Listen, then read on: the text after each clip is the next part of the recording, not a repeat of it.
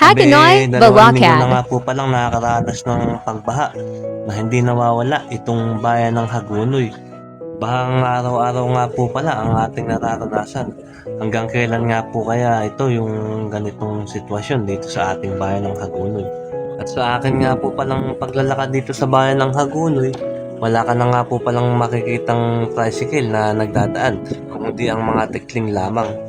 At may kalakasan pa nga din po pala ang agos sa ilang lugar dito sa ating bayan.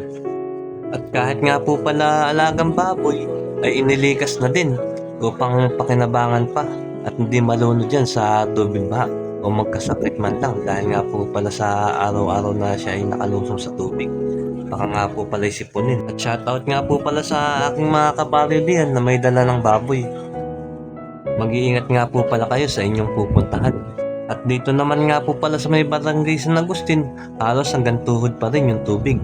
Kahit nga po loob ng kabahayan, ay mayroon pa ding tubig na halos di nawawala. At hindi nga po makakilos ng maayos yung mga tao dyan, lalong-lalo na sa kanilang pagluluto. At dito naman nga din po pala sa may barangay Palapat ay malalim pa din at hirap daanan ng mga tricycle. At kahit nga po pala tikling ay hirap dumaan dyan, lalo na po sa may kanto ng San Lobal, paglagpas nga po pala ng gasolinahan papunta dito sa bayan ng Hagonoy at Palapat. Napakalalim nga po pala ng tubig doon. At kung nakarating ka nga po pala sa dulo ng aking video na ito, baka pwedeng palambing, palike, follow, and share. Yun lamang po't maraming salamat eh. Mag-iingat nga po pala tayong lahat dyan sa ating paglalakad sa tubig baha. Lalong-lalo na po yung may mga malalalim na part.